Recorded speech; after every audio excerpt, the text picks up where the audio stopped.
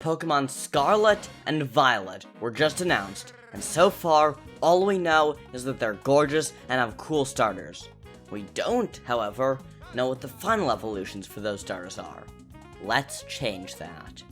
Okay, so, I had placeholder names planned, but according to Sarabee, there are already names for them. Sprigatito, Fuecoco, and Quaxly. Ugh. With all the names out of the way, I'm just saying right now, I'm not gonna make middle stages. Middle stage Pokemon are weird and awkward, plus they'd probably double the length of this video for no reason at all. So, alright, some crazy super sleuths have figured out that this region is probably Spain, so let's use inspiration from there. Starting with an evolution for Sprigatito, I can't find any folklore about cats from Spain, but I can find just a cool looking Iberian lynx. Add some plant stuff to that, and it would be a fine normal Pokemon, but not great as a starter. So I did some research into Latin American cats, and I found this. The Key Marco cat sculpture. Pre-Columbian Native American art of a cat. With this and that lynx thing, I could probably make something good here. I started off with just the head of an Iberian lynx and not much more to it. From there, I readjusted the position slightly and moved on to the body of a Key Marco cat. After a truly painful amount of time working on the legs that ended in failure anyway, I tried to make the arms. I had a hard time with them at first, but then I moved the hands to be across the chest, more like someone praying than the actual sculpture, and that made it all come together.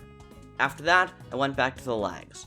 I realized that I couldn't just have them not have legs like I've been known to do, because they are way too important to hide. So I fixed them up, and then moved on to the face.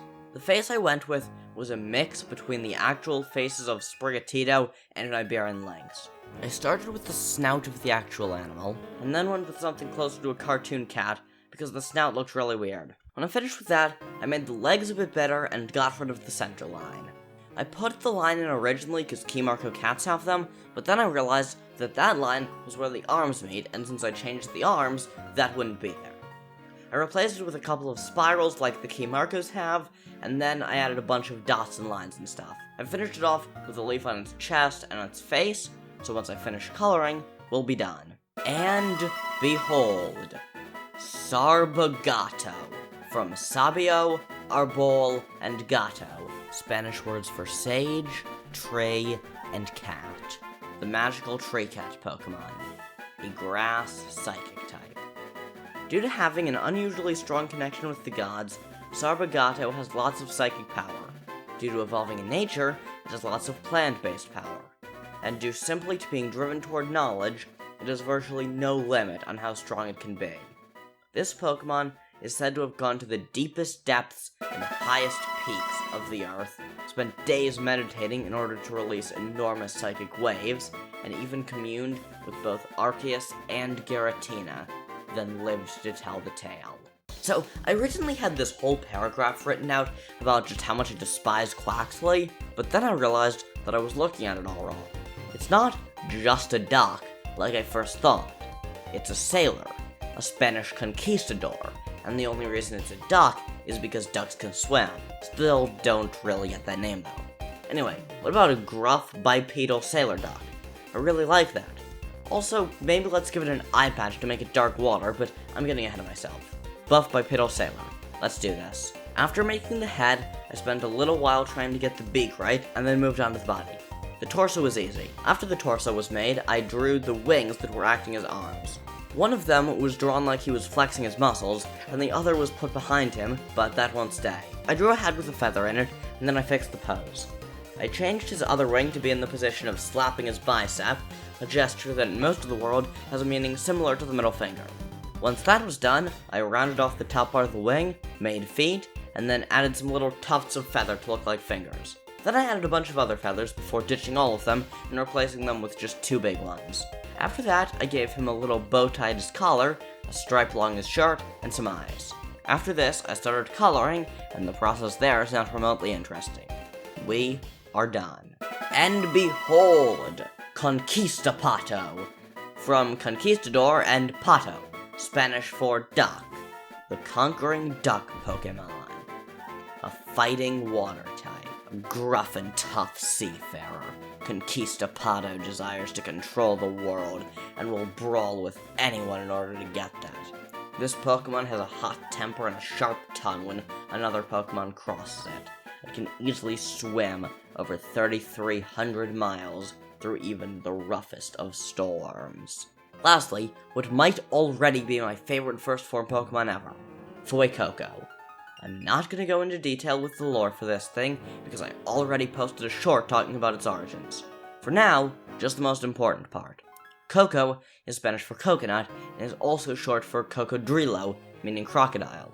Also, El Coco is a white, faceless, boogeyman-like creature from Hispanophone folklore that steals children. I'm gonna go with the crocodile and El Coco aspect of this thing. Let's make a giant red crocodile and get rid of its face. El Coco has no face, so neither shall this thing. Portugal also depicts it as having a head that we in the US would call a jack-o'-lantern, and that is really neat. I'm not gonna make this thing have a face, but what about a coconut jack-o'-lantern hanging from its tail? I like that. I think we have an idea, so let's draw. I started off with a head and body similar to that of a regular crocodile, except I got rid of the snout because this thing doesn't have a face. From there, I thought about drawing spikes on its back, but then I went with fire instead. This thing has literal fire protruding from its back. Don't cross this creature. After that, I drew some smoke on its back.